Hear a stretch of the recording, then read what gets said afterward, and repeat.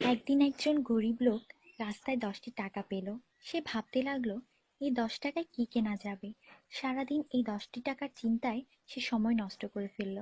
পরে সেই 10 টাকা ফেলে দিল। সে বলল, হে আল্লাহ, এই 10 টাকার জন্য আমি আজ সকাল থেকে আপনাকে একবারও স্মরণ করিনি।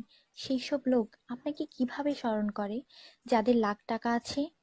আল্লাহ সুদ হারাম করে দিয়েছেন, আমরা ব্যাংক বানিয়েছি। আল্লাহ জীবনকে সীমিত করেছেন, আমরা ঘড়ি বানিয়েছি। আল্লাহ পর্দার হুকুম দিয়েছেন, আমরা টিভি, ডিভিডি, ডিশ দিয়ে বেহায়ামি সর্বসাধারণের জন্য করে দিয়েছি। আল্লাহ বলেন, কোরআনে তোমাদের সফলতা, আমরা অক্সফোর্ডের বইকে সফলতা বানিয়ে নিয়েছি। আল্লাহ মিথ্যা বলা নিষেধ করেছেন, আর আমরা এপ্রিল ফুল পালন করা শুরু করে দিয়েছি। আল্লাহ বৃদ্ধ বয়সে মা বাবার সেবা করতে বলেছেন, আমরা বৃদ্ধাশ্রম বানিয়ে ফেলেছি। আজ মুসলমান এই জন্য দুশ্চিন্তায় যে যাকে খুশি করার তাকেই তো রাগিয়ে ফেলেছি। দয়া করে সবাইকে ফরওয়ার্ড করুন, কারণ নেকির দাওয়াত দেওয়ায় নেকিকারীর সমান সওয়াব পাওয়া যায়। একটু ভাবুন, আজান যখন হয় তখন টিভির ভলিউম কমানো হয়, কিন্তু নজর টিভিতেই থাকে। আর মনে মনে বলি, আজান যাতে তাড়াতাড়ি শেষ হয়। এতেই কি আজানের মর্ম? আপনি নিজে আপনার মনকে প্রশ্ন করুন। আজানের জবাব দেওয়ার চেষ্টা করুন, যাতে মৃত্যুর পর কালিমা তাইয়্যিবা আমাদের নসিব হয়।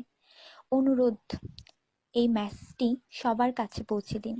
বন্ধুরা, আমাদের দাওয়াতে যদি কেউ না আসে, আমরা রাগান্বিত হই। আল্লাহর পক্ষ থেকে আমাদের জন্য প্রতিদিন 5 বার দাওয়াত আসে, আর আমরা নামাজ পড়ি না। তাতে কি আল্লাহ আমাদের উপর রাগান্বিত হন না? এটি শুধু মেসেজ না, বাস্তবতা।